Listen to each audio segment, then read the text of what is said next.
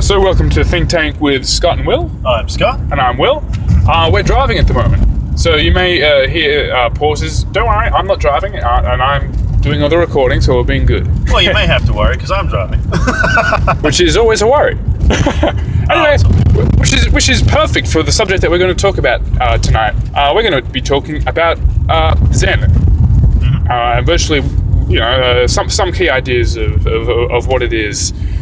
Zen's pretty broad, but for the most part, I'm gonna keep some of the ideas pretty refined. Sure. Well, this will be something that Will would be talking a lot more about, since while I do want to know a little bit about it, this is something that's a bit dearer to his heart. So it's definitely something he's passionate about. So take it away, Will. Let's talk about Zen. Thank you very much. Now, with philosophy, you use a lot of your head to think. So Scott, I've mentioned to you in the past, you've always struck me as pretty heady. Well, I tend to be, yeah. I'm very much in my head. I find it difficult to not overthink things. Exactly. You find it difficult to turn off the incessant chatter that's always going on in the back of your mind, yeah? Pretty much, yeah. Yeah, and that's virtually what Zen is aiming for, to turn off the chatter so that you're now open to life, new ideas and experiences that would otherwise be indifferent to you or even unrecognizable to you if you're unable to turn off that internal chatter. Okay. And for most people, I don't think anybody can really just turn it off. Well, whenever people ask me a question or they need help and I say, you should try meditation, they always say, I can't shut my brain up enough to meditate. Yeah. But see, the idea behind meditation is you give it a go continuously and you're striving to shut the brain off. Sure. Consciously. Or even becoming conscious of your own consciousness. Okay. You're becoming aware that you are now aware of yourself. So, in essence, you're trying to be in the moment. You're trying to become aware of the things that would otherwise elude you because you're too busy thinking about external things rather than focusing on what's inside. Very much so. It's like you're funneling your focus into things more internal, intrinsic, and inherent, as opposed to things more external of the world. You said in one of our other videos that you respond to situations. Yeah. Well, the Zen master on the waterfall doesn't respond to situations. Situations fly by them, and they interact with them as they pass. That's it. Yeah, they see something, they're prepared, and they choose not to act as they want. Well, yes, and a lot of it has to do with disassociating yourself with your ego and your person. And when I say ego, I'm not talking about like, oh, hey, look, I'm so great. It can be things like, this is good or this is bad. These are not decisions that are made by people. These are decisions made by people's egos. Okay. So, for example, there's a wise man, and his neighbor falls pregnant. There's a neighbor, he's a butcher, and his daughter falls pregnant. Okay. And so she blames it. So she comes home with a son, and she blames it on the wise man next door. And so he comes across and he's like, "You got my daughter pregnant. How dare you? You're going to take care of the child? Yada yada yada." Yeah. And the wise man just says, "Is that so?" No, he didn't do nothing. But is that so? He hasn't given it any positive or negative connotations. He just accepts the moment for what it is and allows it to fly by him. And so eventually, the child is born 9 months later, and he brings the child up, and a year goes by, and then the daughter confesses that it was actually the son of the mill down the road. Okay. And so they come across, oh, we're so sorry, we didn't realize, you should have told us, etc., etc. Is that so? You know? It's not meant to be like, oh, is that so, huh? It's more meant to be, is that so? I just find the absurdity of it interesting. It's just amusing to me. Oh, well, it's not. It's obviously, it is a little absurd in the negative connotation. I mean, it's just interesting the way that everyone's bringing it to him, and he's like a rock, and he's just like, oh, well, this is so obviously not my fault. This is just part of the absurdity of existence, and I'm just going to let it flow over me. You have way. Well, that's very much it. And we were speaking earlier tonight about the overman. Yep. And it's the same thing. You can never become the overman the same way you can never become is that so. Yeah. But it's the strive towards is that so that helps you disassociate yourself from what is good and what is bad. Perfection is, I suppose, the goal, but it's never achievable. Exactly. You just hold an ideal and strive for it as best you can. You do what you can with the hand that you're dealt. And then you cheat. Exactly. Well, that's my personal. Well, that's your twist on it. But the warrior of light knows that it's okay to stray from the path from time to time, because perfection, like you said, is unachievable. But it's that pursuit of it that makes the journey all the more important. Well, I think there are many paths and no paths, ultimately. So even if you go, okay, I'm focused on this goal, a side goal is not a problem. There are still challenges to overcome, things to discover, and sometimes you do your best work when you are on a side path, when you're not relentlessly focusing on a goal. You allow yourself to take a detour, and maybe it's something that gets you where you need to be quicker. A lot of Zen is very much, well, it's a bit like that. Have faith in what this is, and don't associate either yay or nay, because you don't know what it's going to be yet. And you may never know what it's going to be. But if you start giving it negative connotations, then you've now created a negative environment for yourself. Okay. The negative environments that you create are yours alone. Another good one is there is no such thing as an external enemy, only an enemy of the ego projecting itself. Oh, okay, so it's sort of like life is, but you're projecting your judgments upon it. Yeah, that's it. I like that. I like the way that you funnel the things that I say. Oh, okay. So yeah, life is, and you are being.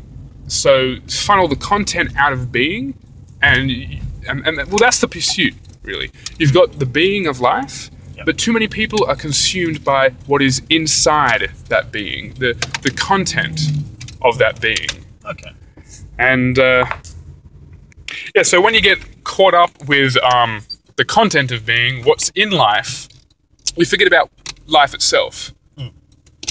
A lot of this is pretty cryptic. Now, you'll have to forgive us. We've spent 20 minutes waiting for Chinese. You're gonna hit that guy. You're gonna hit that guy. You're gonna hit. You didn't hit the guy. I'm well aware. I had enough room. Okay. I'm good at this. Okay. We'll see.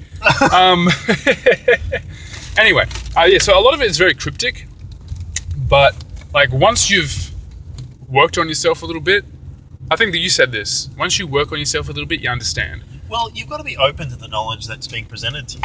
I mean, a lot of the stuff, especially a lot of the Eastern stuff, is very mixed up with a bit of mysticism.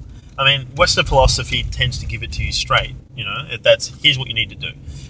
Eastern philosophy is a bit more about discovering the self within, so it's a lot more mystical. And for you to actually understand the lessons it's offering, which is often in a parable, you need to actually do a bit of inner work yourself. So once you know a few things, then you can go, okay, now I actually understand the hidden meaning of this that was there all along. It's not about learning things, it's about rediscovering or understanding the things about you that were always there. I think Zen focuses a lot more on experience than it does on knowledge, whereas Western philosophy focuses a lot more on knowledge that you can convert into experiences, not the other way around. Well, I find the best kind of experiences are the ones you actually learned. You know what I mean? You're getting it secondhand. There's a book I read, The Flinch, that was really interesting for that. It's by Julian Smith, I think. He's got a podcast, which I wish he would update, but his book, The Flinch, it's a free ebook. Really, guys, check it out. Check it out. It's excellent. But it's talking about, you know, a lot of the lessons that you really learn are the ones you experience yourself. You know, if you hold back and take learning from other people, you know, oh, this kid skinned his knee, obviously playing on the jungle gym is bad. Where the best kind of knowledge is to get in the jungle gym yourself and learn about that, you know? Exactly. I mean, well, we give you some good information, but the whole idea of this is you take the information that we've given you, and then you go out there and you apply it, and then you improve upon the information that I've given you and Scott's given you, and then you go teach it to somebody else so they can improve upon it. Yeah, man. Guys and gals, if this is the stuff you're interested in doing, get out there and do it. Simple as that. I mean, we're doing this because we like to do it. We're on the path of discovery ourselves. And yeah, this just helps us get where we need to be, and we love talking about it. We love hearing feedback from people and helping us get to where we need to be. You know, this is just fun as well. Absolutely. I mean, I think the whole thing that started this for you and I, Scott, was we sat down and we were like, I reckon doing a podcast, like we always talk about these sort of things, and for a long time we thought if we recorded these, people could listen to it and learn a few things and change their life and prove some things. Oh, that's it. But for the most part, it was like, well, A, I can help others. B, I can grow myself from teaching, because teaching is the final stage of learning. That's one of the best ways to learn is to teach it. I mean, we're talking about this stuff anyway. I mean, we were waiting 20 minutes for our food. We went to go pick up, and we were discussing probably the better bits of what we're going to talk about now. I mean, if anything, I wish we were recording that. But... Oh, me too, honestly. A lot of it was things like the Warrior of Light. I came up with a little piece of. It was a little gem. You know, the Warrior of Light knows. You know, it's an expression. The Warrior of Light knows that he's on the path, and he's called the Warrior of Light because light illuminates. Like when you go into a dark room, you don't know where your obstacles are. You need to turn on a light to illuminate the room so you can work your way around it, so you don't get hurt, so you don't break your neck, so you don't, you know, come to these obstacles and you know how to face them. The Warrior of Light illuminates the mysteries that he doesn't know, that hide in the darkness, the things that hide from himself. So you're saying knowledge of the self gives you the tools to get you where you need to be? Absolutely. Or at least that's what Zen teaches. And a lot of philosophy, Western philosophy, agrees with these sort of things. But at the same time, it also contradicts a lot of these sort of things. Well, I think they're different paths to the same goal. Very much so. You can take two paths to the same end. I think I read something recently. It's like 2 + 2 is 4, but 1 + 3 is also 4. So don't criticize the path that one person's on, because you may be coming to the same result. That's true. I mean, there's a particular phenomenon. I can't remember what it's called. It's something of knowledge, but it's basically that a lot of people invent stuff at the same time, halfway across the world from each other. They'll invent the same thing at the same time, or just about. It's very interesting. It's spoken a little bit about in Spirit Science on it's a page on Facebook and it's a YouTube channel. Very, very good. I recommend that you all have a look at it. I've got a few I've got to look at, actually. Yeah, please do. Look into that a little bit more. But become aware of how aware you are. Once you start the process, you can't stop it. You can slow it down and you can bring it to a crawl, but you'll never stop it.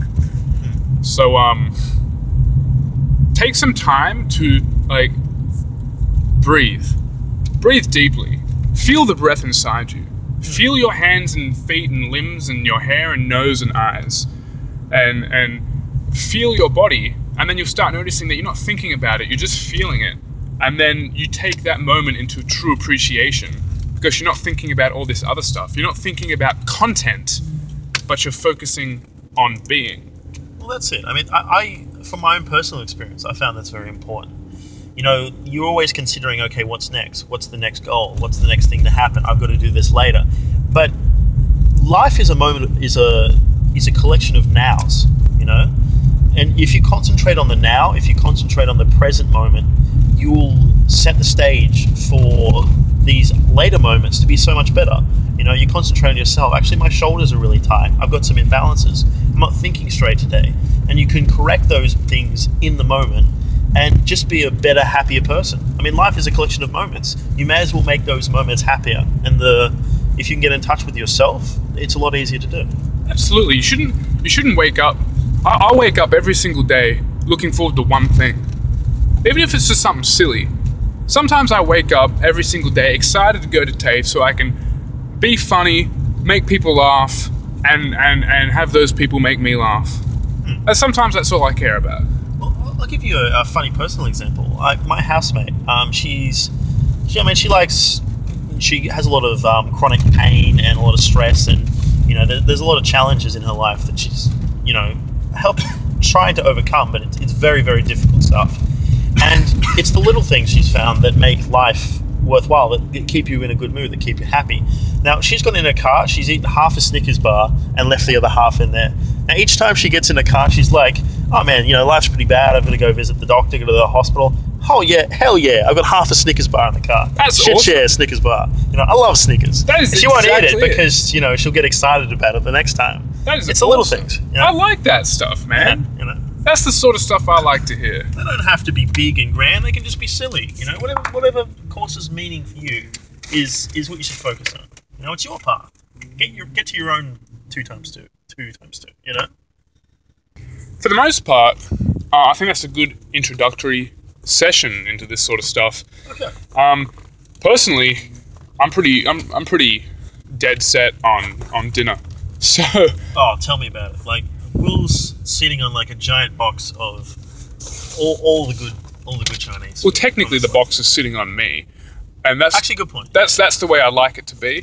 But so enough. so I'm gonna leave that there. If you like this sort of stuff and you'd like to hear more about it, a little bit more in depth, a little bit more of an explanation, again, send us a comment.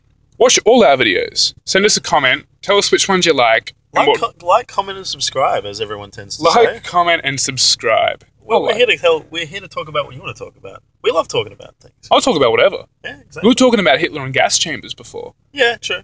The engineering behind Yeah. it. Well, my dad's an engineer, so that's The- There's a funny story behind that. We can explain. Anyway, we're gonna get some food.